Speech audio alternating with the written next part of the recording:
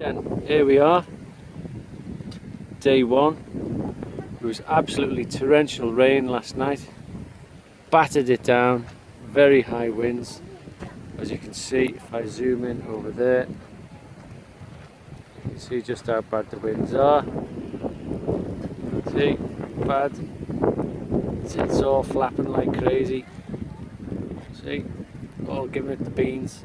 However, when you look at our Cirrus 6, look at that. Them blow up tubes are not moving one bit. Absolutely fabulous. This is what it's all about. Ha! See? Others are flapping. That one's not too bad, that big one there.